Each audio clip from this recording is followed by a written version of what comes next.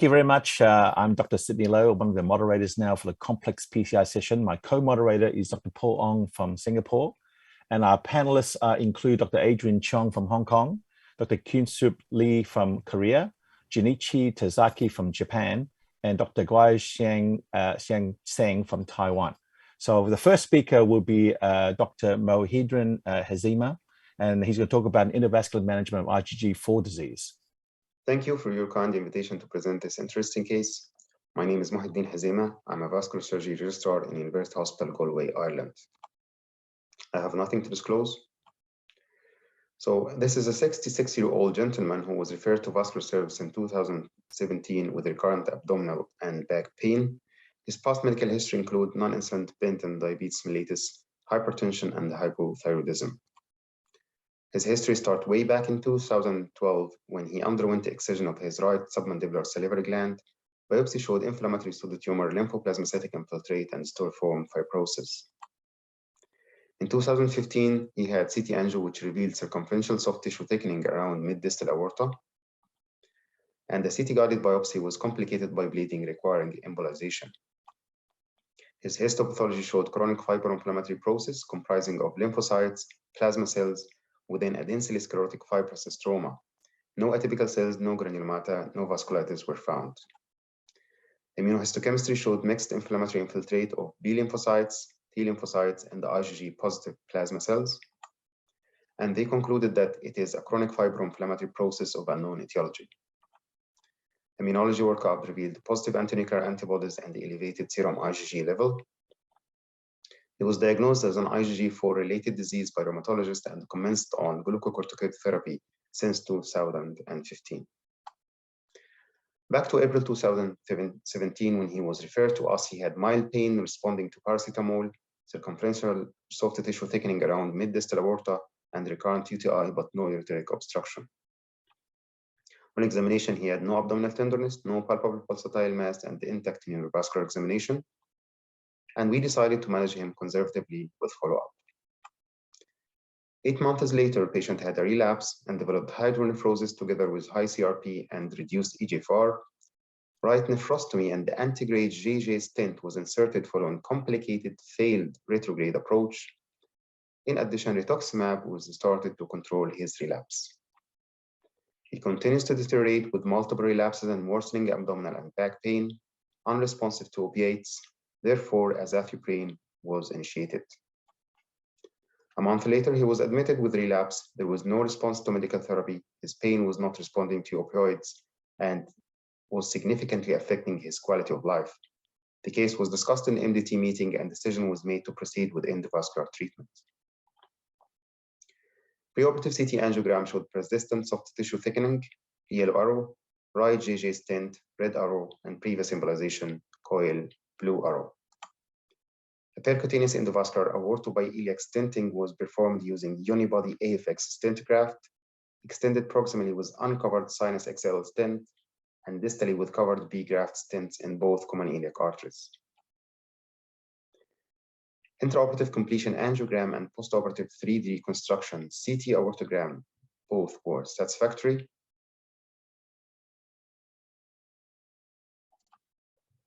At 6 weeks follow-up, the patient's symptoms showed marked improvement, and at 1 year follow-up, he has no pain, he was not receiving any pain medication, and he reports significant improvement in his quality of life. His JJ stent was removed. This is CT angio at 1 year showing improvement of periaortitis. And these are his CT angios in 2015, 2020, and 2021. And these are the axial image showing improvement of periaortitis. IgG4 related disease is an immune-mediated fibroinflammatory condition that's capable of affecting multiple organs. It was first recognized as a distinct disease in 2003. The natural history is not well described. Most patients respond initially to glucocorticoids, however, relapses are common. Significant morbidity may arise from multiple organ dysfunction. Clinical manifestations include type 1 autoimmune pancreatitis, sclerosing cholangitis, salivary and lacrimal gland involvement, orbital disease, retroperitoneal fibrosis, aortitis, periaortitis, and inflammatory aneurysm, The disease can involve thoracic or abdominal aorta, but commonly affect infrarenal aorta extending to involve iliac vessels, and is usually associated with obstructive uropathy. Serum IgG4 is elevated in 60 to 80% of cases, and serology workup is usually negative. The characteristic features in tissue biopsy include lymphoplasmacytic infiltration, cartwheel storiform fibrosis, modest eosinophilia and obliterative phlebitis. Immunohistochemistry shows IgG positive and IgG4 positive plasma cells. Treatment is mainly medical. Intervention may be required in hydronephrosis, obstructive jaundice, or inflammatory aneurysm. For our knowledge, this is the second successful case in literature to treat IgG4-related disease periaortitis not associated with inflammatory aneurysm with endovascular stent graft after refractory medical therapy. The first case was published in 2016, and they concluded that glucocorticoids therapy is effective for uncomplicated IgG4-related periaortitis. In cases where medical therapy fails, endovascular surgery provides a promising outcome. Take-home message: although majority of patients with IgG4-related disease respond to medical therapy, relapses are still common. In cases which is refractory to medical therapy, endovascular intervention may provide a promising outcome. Further studies are needed to investigate the long-term outcome of the endovascular approach. Thank you. Thank you very much. That's a wonderful case and a very complicated patient. And I have to say that I've not managed a coronary disease patient with IgG4, but it looks like they're probably prone to a coronary dissection or aneurysms even. Have you heard of that, Dr. Hazima? No, I didn't hear of that. It's causing a coronary dissection, but for the vascular point of view, it can involve the thoracic or abdominal aorta.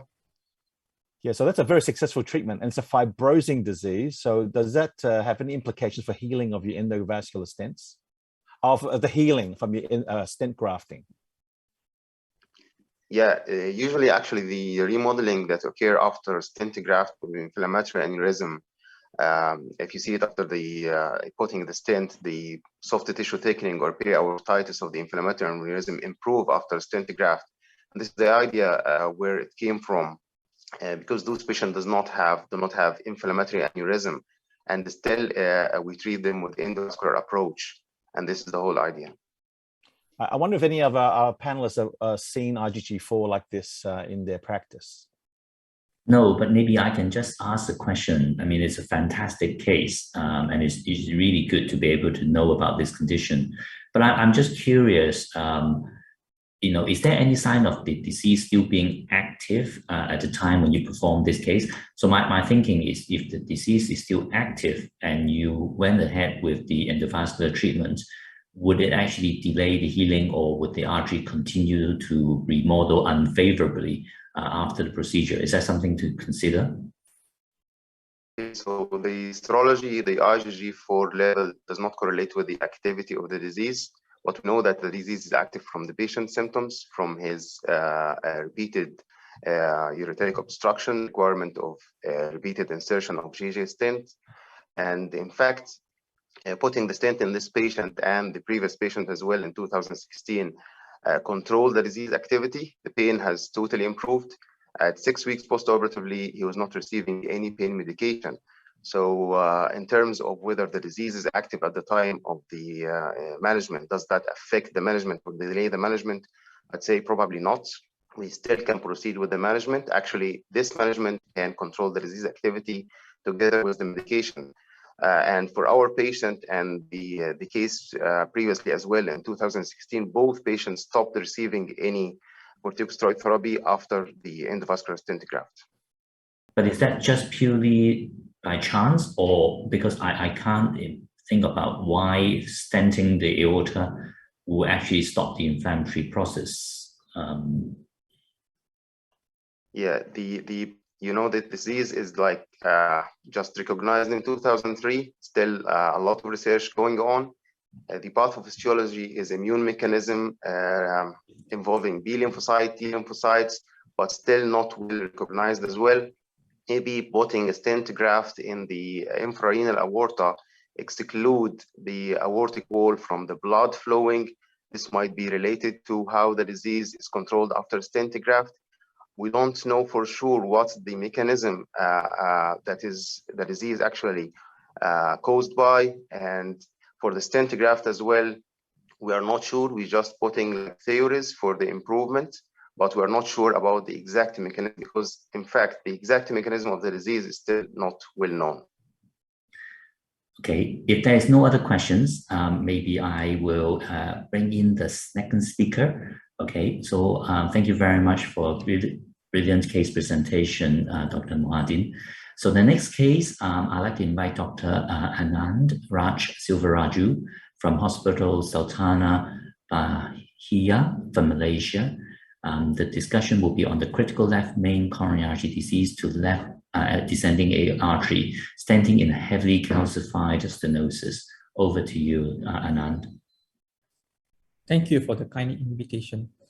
Good day to the esteemed panelists and fellow cardiologists. Thank you for inviting me to this prestige event, and I'm honored to present my case.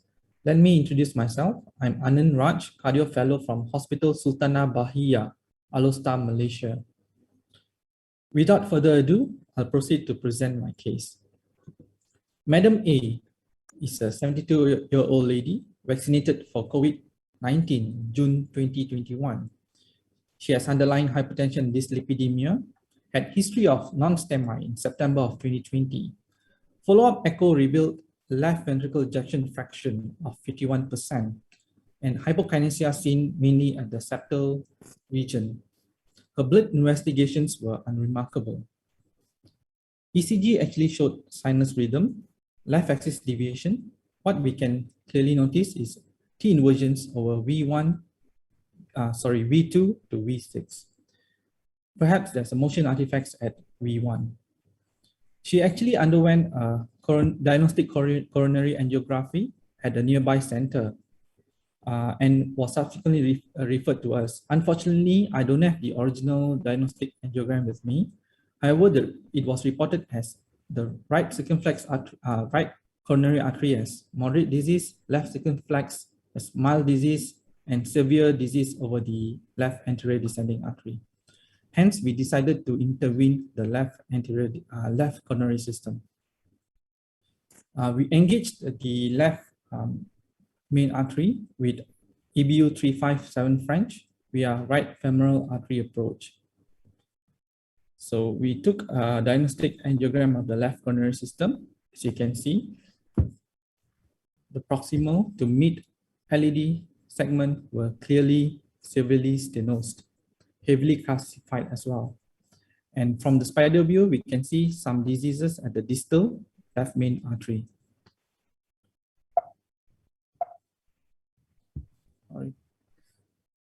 So we introduced a teleport microcatheter into the LED with cyan blue wire. Then we exchanged the cyan blue wire to the filter XDR. But however, we are unable to cross the lesion. Next, we introduced a crusade catheter into the left main with two wires, filter XDR and cyan black, and attempted to cross the lesion. However, as you can see, we are unable to get good support from the guide catheter.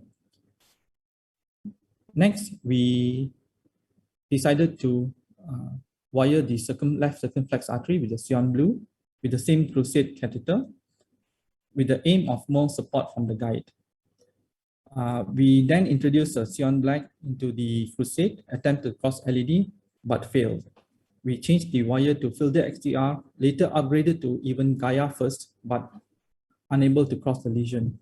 We even tried with the IVUS to get a picture of the left artery, left anterior descending LED os to puncture the LED, but unable to cross as well.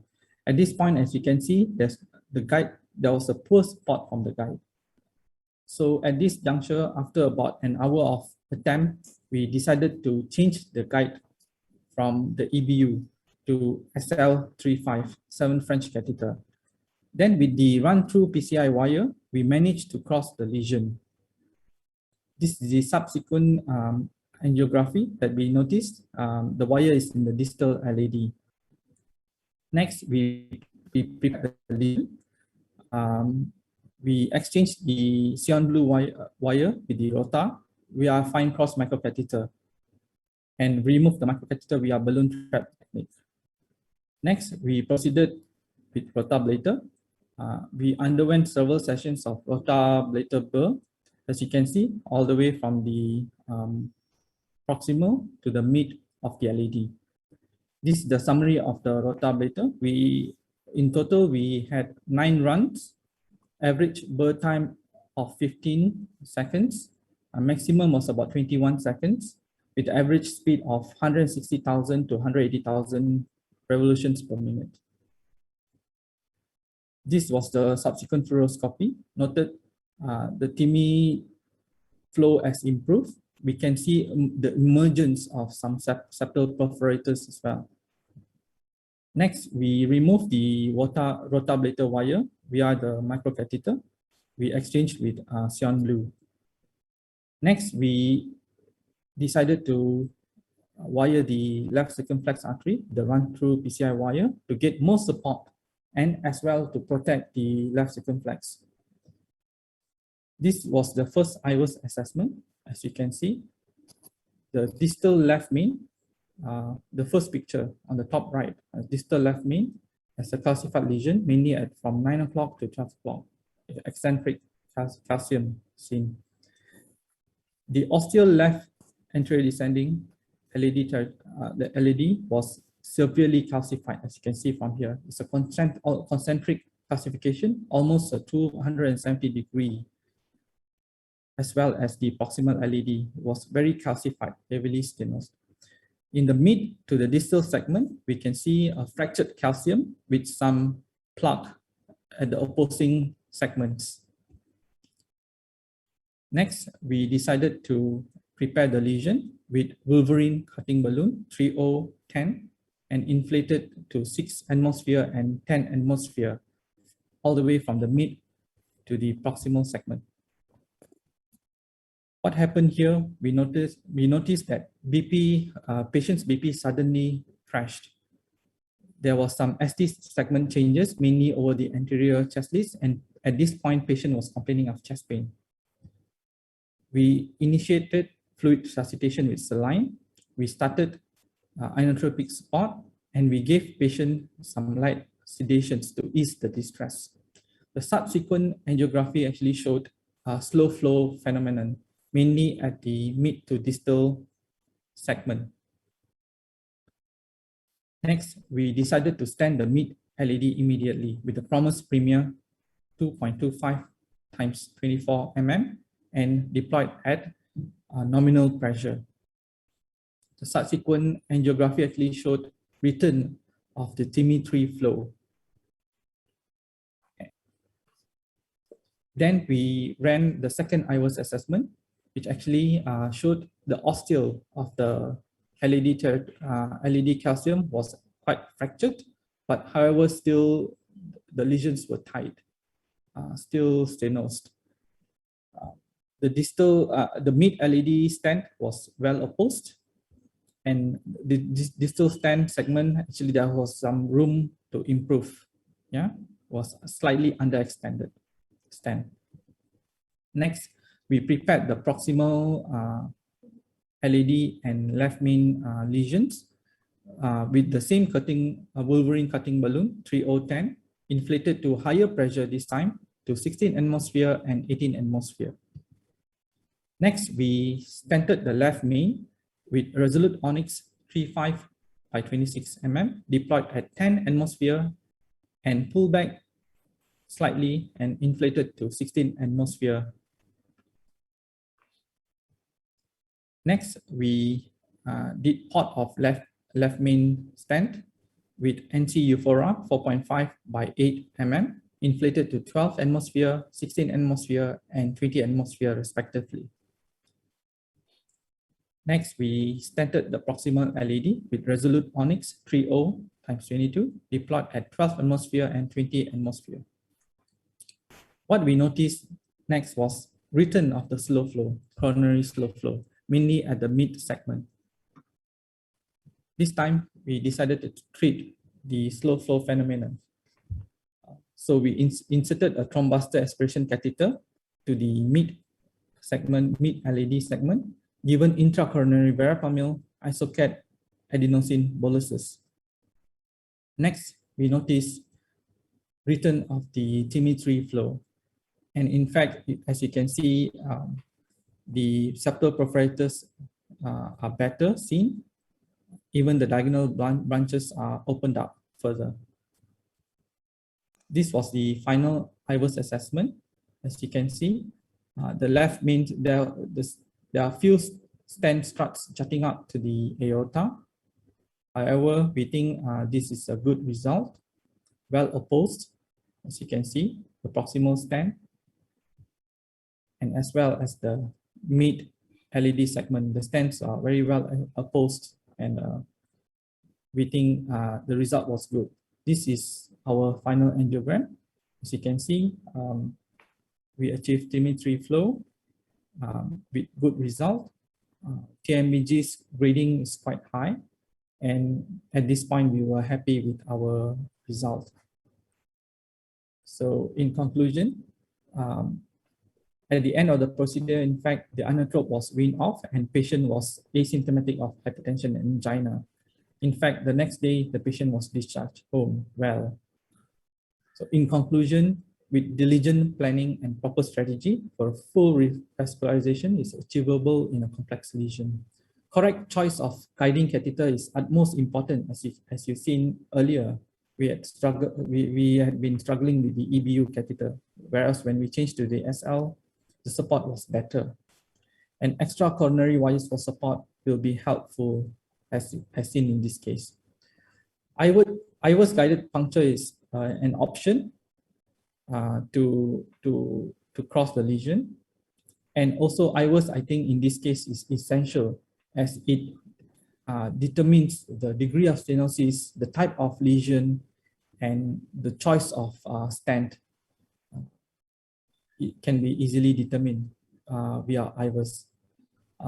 Proper vessel preparation is a must, and timely management of intra-procedural complications such as cardiogenic shock and slow flow phenomenon will help save lives. Thank you.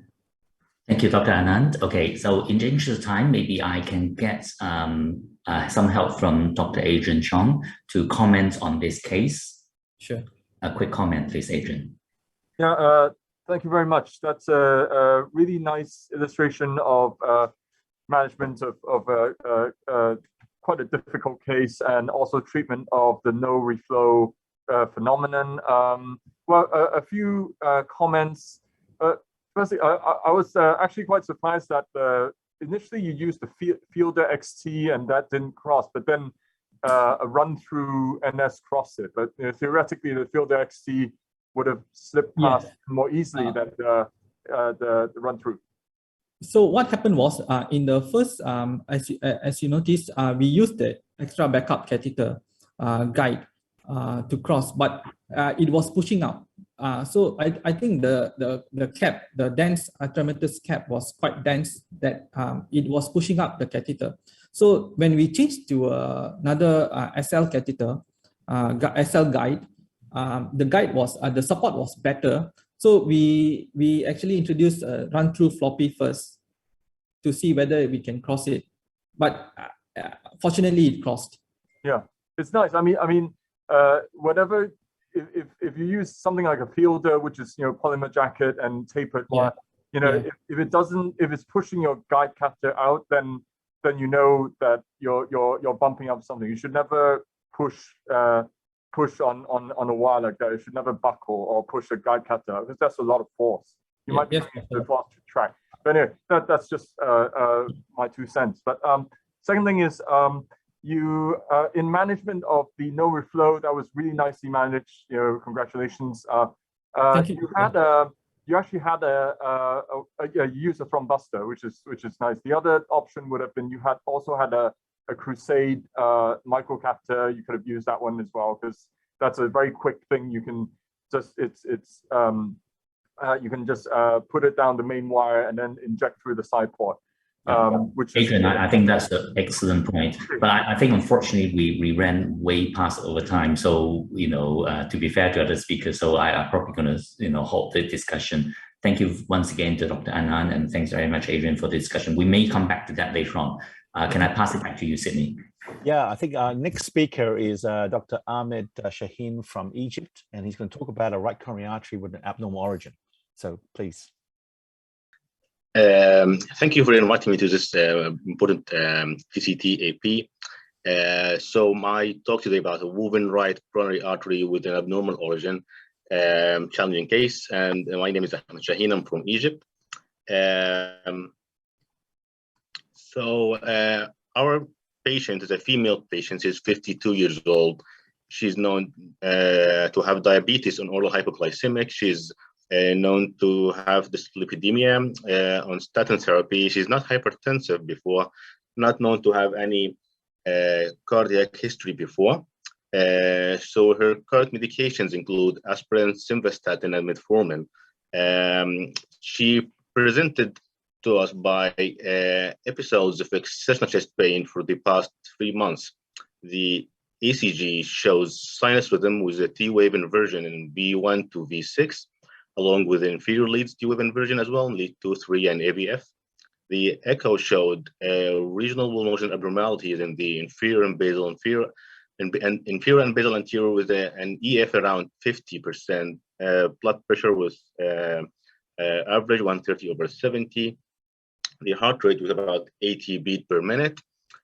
So she had a normal examination of the heart and chest.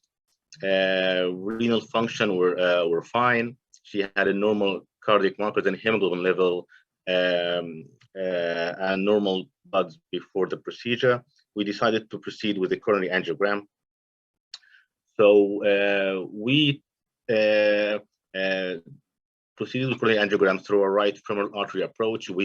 First, we used a JL4 for the diagnostic catheter for the lift system. So left main coronary artery was normal. LED showed a significant lesion that was stented. Also, circumflex artery showed no significant lesion. So the tricky thing was the RCA was impossible to be engaged with any of the usual catheters like the Judkin right catheter. We also tried Amplatz lift catheter. So finally, we engaged the RCA with a Judkin lift 3.5 guide catheter through the left coronary cusp, which showed a woven-shaped lesion after the RV branch.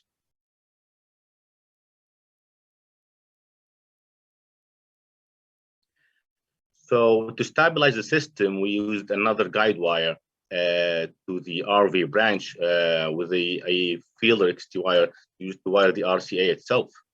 So we decided to proceed with a PCI to the RCA lesion based on the patient's symptoms and the echo and ECG changes. The PTCA, we did PTCA to the RCA with a semi-compliant balloon 2.5 12 millimeter, which was inflated at an optimum atmospheric pressure, then stenting with the RCA lesion with a drug-eluting stent.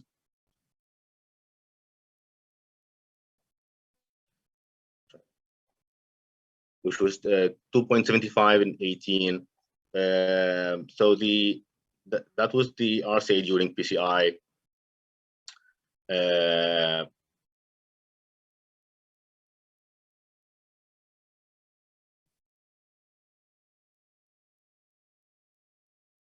So it's just an abnormal anatomy that we are describing here in terms of this case.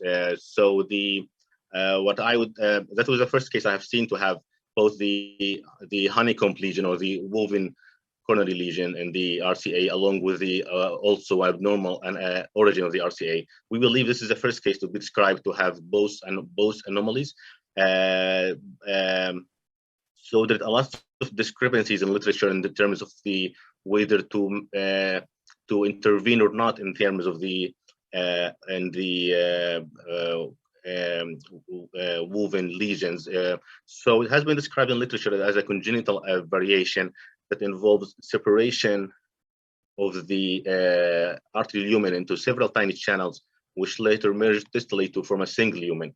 So, so studies have yet to describe whether it's the significance and the outcome of the such lesions. Most of them usually were managed conservatively in other cases that we have seen in our patients. Based on the presentation, the ECG and echo finding, we decided to proceed with with PCI. So it's also challenging to be differentiating such lesions from dissection, recanalized thrombus formation, or bridging collaterals. So yeah, that's my case, and thank you for inviting me today. Thank you very much for a fascinating case. So I think that all of us have seen the anomalous right coronary artery come up from a left cusp, and in fact, those that are diagnosed on CT coronary angiogram often look like a slit-like orifice.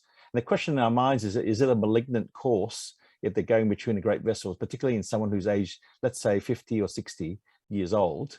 I think, Paul, you've had a case in Singapore in such a sort of finding. What did you do? It's a good question. It's a nice case as well.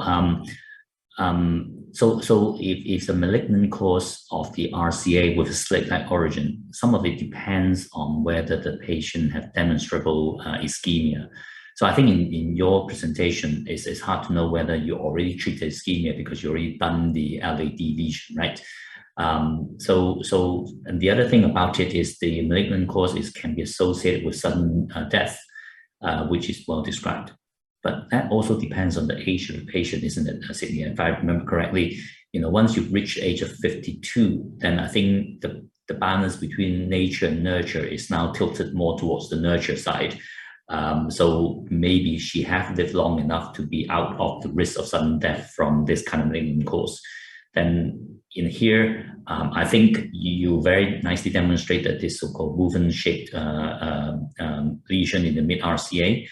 Maybe it's worthwhile demonstrating whether there is still ischemia there. So if there is a lesion, maybe a FFR will be really useful to decide on that. I think if the artery have no lesions and we're just worried that the malignant cause of the RCA is giving ischemia, rather than just doing adenosine-induced FFR, I have experience of doing the FFR but using dobutamine stress instead, and that's going to be quite useful. So I think it's interesting because, because there's a lack of support and sometimes you have to free wire this and then inflate a balloon. Obviously, intracoronary imaging, even I think to insert an imaging catheter requires a bit more support. And so maybe some people have inserted mother-child catheters with a balloon and then it stabilizes it even more for that purpose. And that's possible to do. And we've seen this sort of appearance on OCT, like a lotus root recanalized thrombus. Sometimes when you see these strandy things, this may be a sort of recent lesion. That may be a possibility, although you have to prove it on imaging to know, I guess, if that's the case. Dr. Lee from Korea, do you have a comment?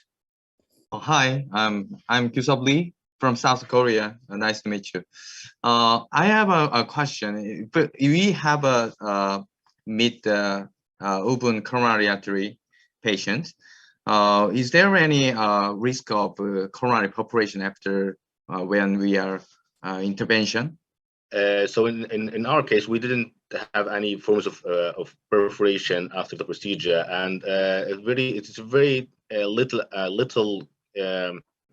very few number of cases, such cases involving coronary intervention described in literature that I've found yet no evidence of perforation happened. But theoretically, yes, you could get perforation, but there's a very few literature describing that at the moment.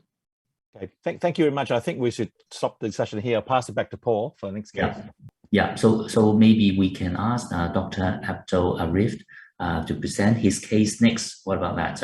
Dr. Abdul came from the National Heart Institute of Malaysia, and he's going to show us why 2 is better than 1, a CTO that finally gave in. Can I pass the time over to you, Dr. Abdul Arif? Hello, good evening. My name is Arif. I'm from Malaysia, National Heart Institute of Malaysia. Thank you, Dr. Paul, for the kind introduction, all the panelists, moderators, and all the other participants. So this is the title of my presentation, 2 is better than 1, the CTO that finally gave in. So I have no disclosure to make. This is a 60-year-old man with a background history of diabetes and hypertension. He came in to us for non-ST elevation MI with recurrent BP.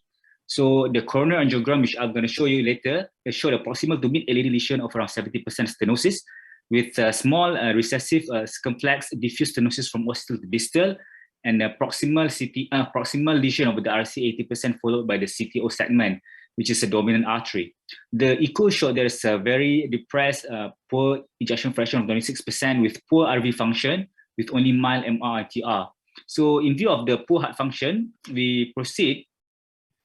So we proceed with the cardiac MRI, in which show the EF was 90%, but rather that all the 17 territories are viable as evidenced by only subendocardial infarction over the LAD, circumflex, and RCA territory.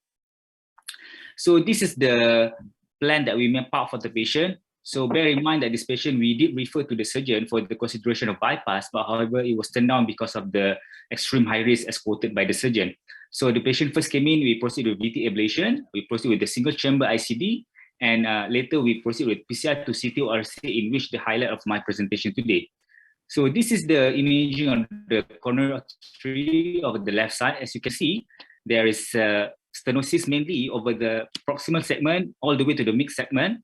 And you can see there's a collateral supplying the PD and PL branch of the RCA. So the circumflex is rather small, supplying quite a small territory over the lateral side. This is the angiogram of the right side. You can see it's a stenosis over the proximal segment followed by the CTO segment. So this is rather a long CTO. As you can see, it break off very early before actually you can see the end over there somewhere at the bifurcation of the PD and PL branch.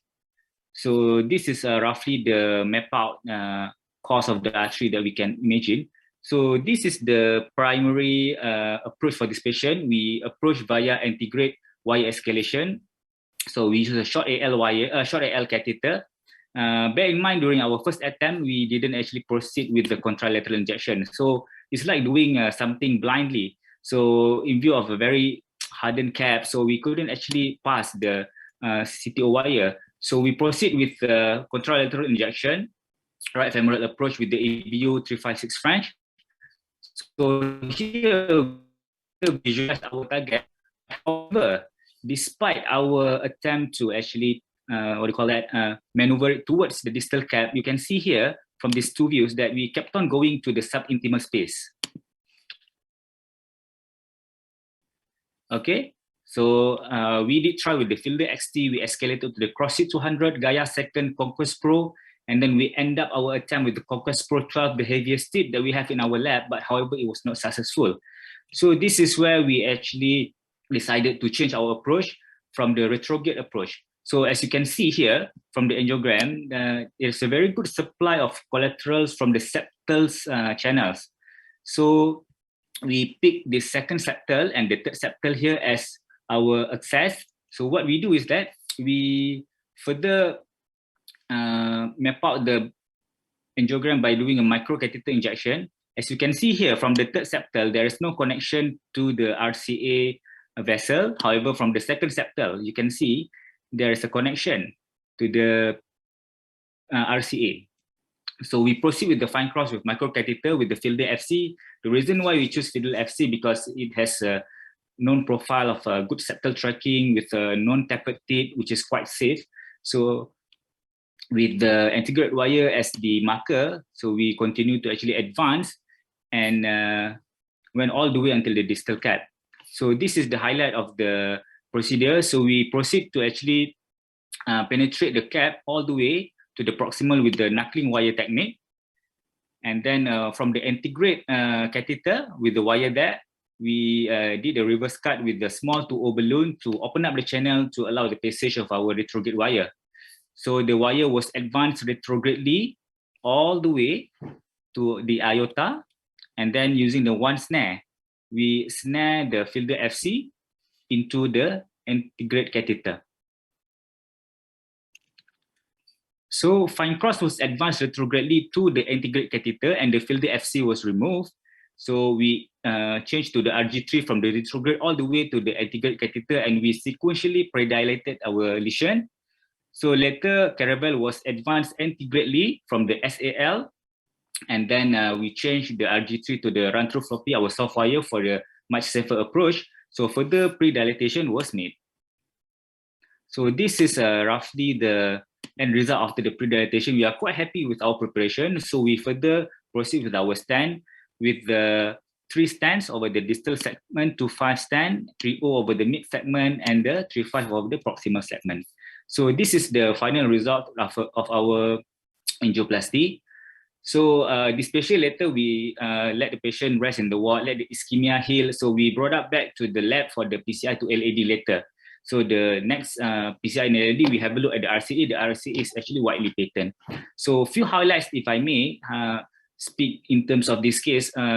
We were having difficulty to actually approach this case antegradely. One of the reasons is because of the cap ambiguity. So most likely that the cap over the proximal and also the distal is equally hard, and the CTO is rather a long segment of CTO. So we have no idea actually what is the cause of the artery. So there is a poor visualization of the cause. So we are actually having difficulty to even map our wire all the way through to our distal target. So septal channel for this case is a good option. So there are a lot of septal channels. Of course, contralateral microcatheter injection is a much more refined way for us to actually identify which septal channel is more suitable for the tracking. So wire of choice, as I mentioned just now, is the failure FC. So 2 is better than 1 is because these are the 2 approach that we adopted for this case, in which from the retrograde, we used the knuckling wire technique in which we dissected the wall, and then from the antegrade approach, we further open up the vessel with the reverse cut for the to allow the re-entry of the wire. So the knuckling, we use the Fielder XT. This is a polymer jacket tapered wire, which is a favorable for the knuckling method. And as for the externalization, we use the snaring method. So bear in mind, when we want to actually snare the wire, it is advisable to snare it from the soft tip of the wire to avoid the kinking of the wire inside the catheter. So with that, I end my presentation. Thank you very much, Abdul. So can I, it's a beautiful CTO case, tough case, but beautifully done. So maybe I can ask Dr. Tazaki to comment on this case. Yes, thank you. Good presentation. This case is a very long CTO, so tough case. It is difficult to cross from the antegrade. Why did you change to the retrograde fast approach?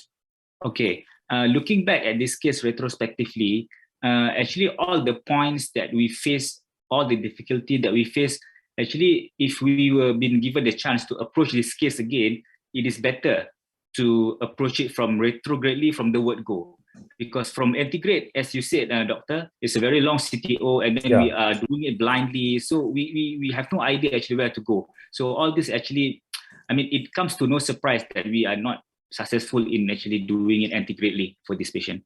Yeah, this patient is a very good septal channel. So it is easily to cross retrogradely to the RCA distal portion. Yeah, and then one of the reasons why we are quite drawback to use the retrograde approach is because patient had a lesion over the proximal to mid LAD. So we were a bit afraid that we might actually injure the vessel there. So that's why we saved it to the last. But we have no choice, but in the end have to proceed with it because of the, I mean, without doing RCA, we cannot do the LAD. So we have no choice but to do it carefully from the LAD, from the septal approach. Thank you very much. I think actually the only other thing too is that they perhaps not necessary to snare if you've already crossed in the mid-right coronary artery. So often people are using mother and child catheters to facilitate that. That's also another technique that a lot of people use these days. So perhaps we're going to move on. Is that right, Paul? Yes, please.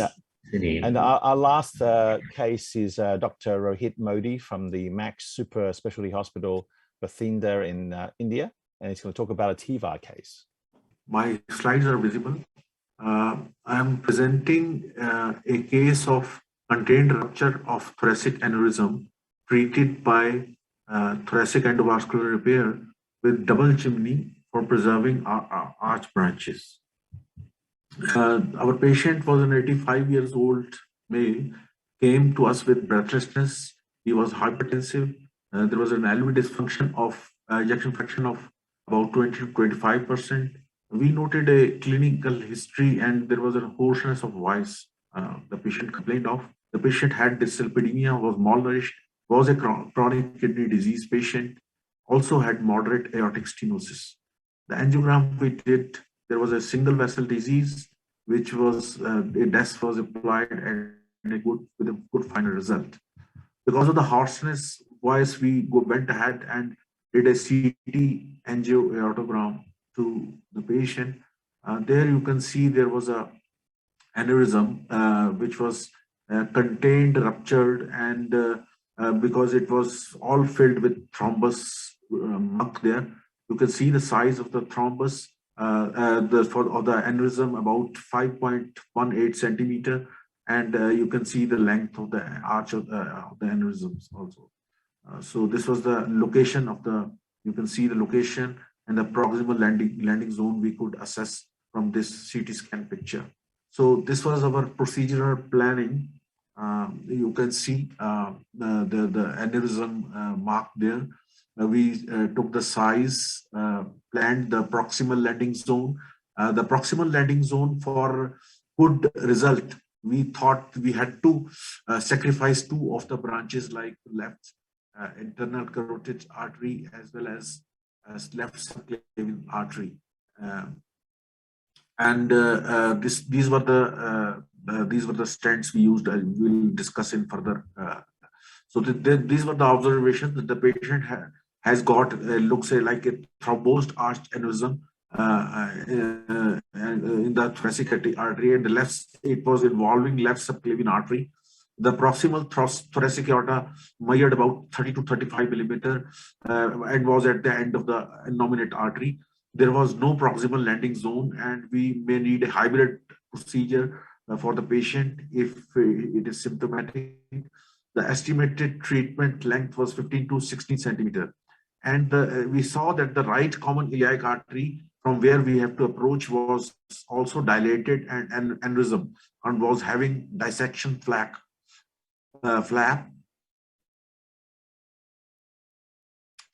The common femoral arteries have borderline diameter of 7.8. We planned a hybrid approach, and we decided to do a chimney to left subclavian artery and left common carotid artery, and innominated artery we tried to save from the stent graft.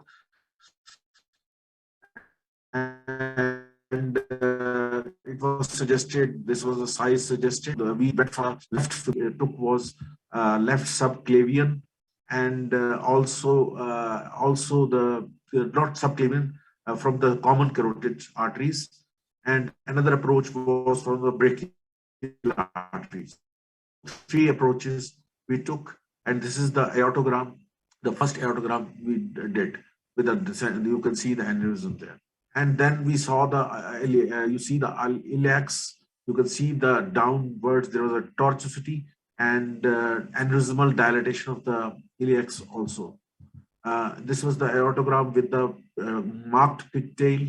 We could measure the, and the tortuous iliacs, you can see, we could straighten, we could pass the, as I told you, we took three approaches, one from the femoral artery down, then from the common carotid artery, and another from the brachial artery. And the iliac artery was stiff, straightened with a stiff wire. And it was decided to put a 20% oversized stent graft at the size of the aorta. The left femoral arteriotomy was done, and a Valiant Capitiva by Medtronic thoracic stent graft, 44 millimeter into 44 millimeter into 150 millimeter over a Lederquist extra stiff wire was deployed partially initially, and then the two stents, the two covered stents from Bard, they were implanted from the one from the left subclavian artery and another from the the left common carotid artery, and the chimney 1 and chimney 2. They were simultaneously deployed at 8 atmosphere with their edges projecting beyond the edge of the stent graft by about 8 millimeter. Finally, the stent graft was fully deployed, and the left common carotid stent was deployed, and through the left carotid artery, and subclavian stent was deployed from the left brachial cut down. So this is how the things proceeded. This is the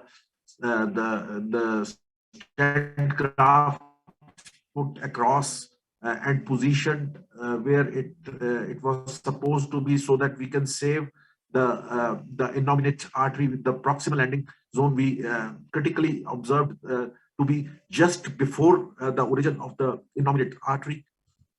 This is the stent. You can see we are positioning the stent graft by simultaneously injecting into the aorta. So this is the initiation of the stent deployment of the stent graft.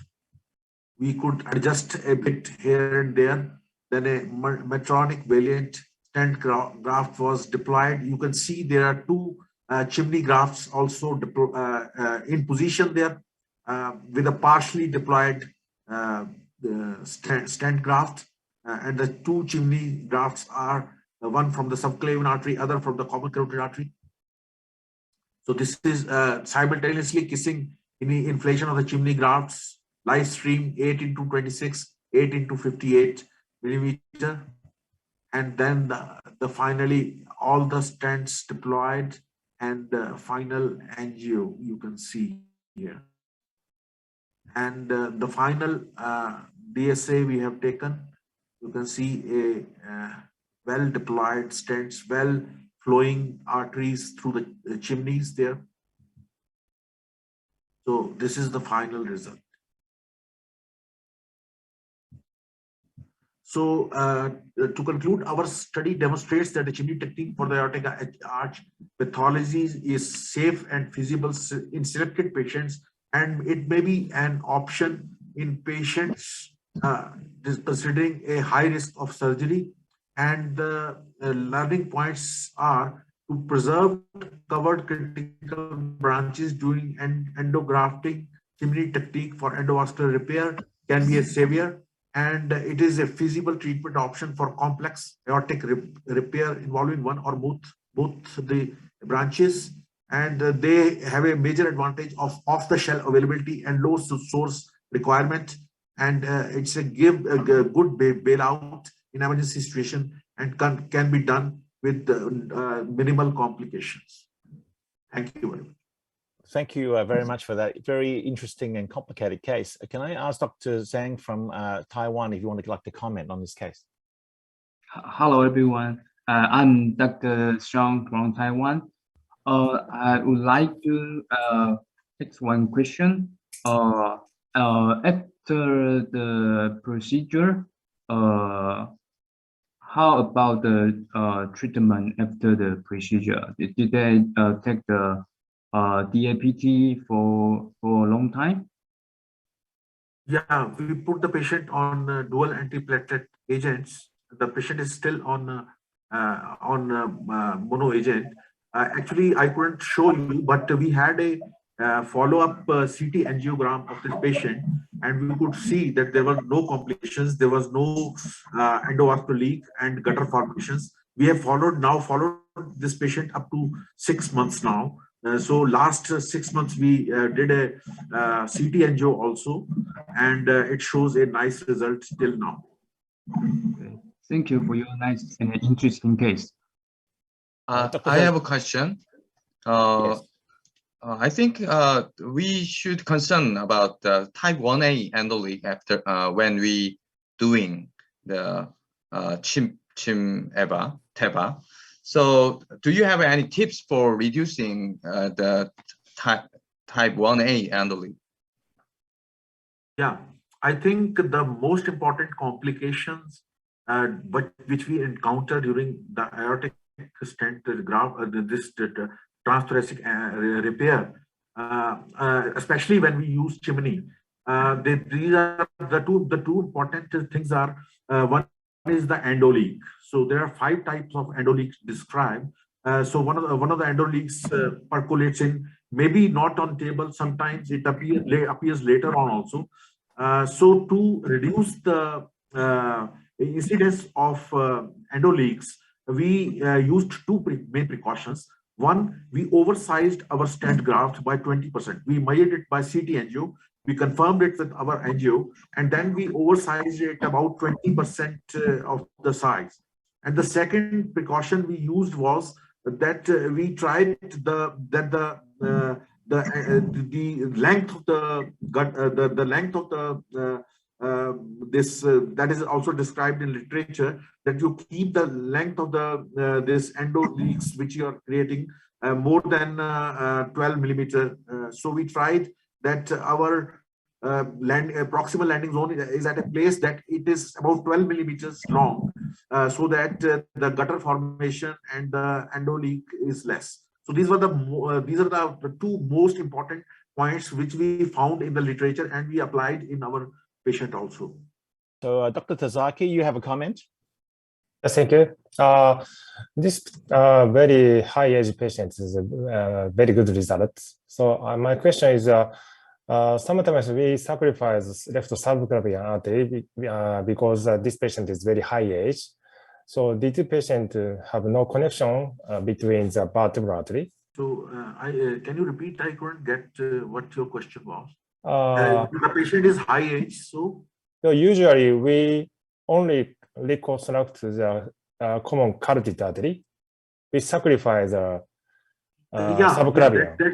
That's a good question. Yeah. Because we need not care about left subclavian artery, but we searched the literature and found sometimes, maybe for 1 or 2% of the time, we are in trouble when we sacrificed the left subclavian artery.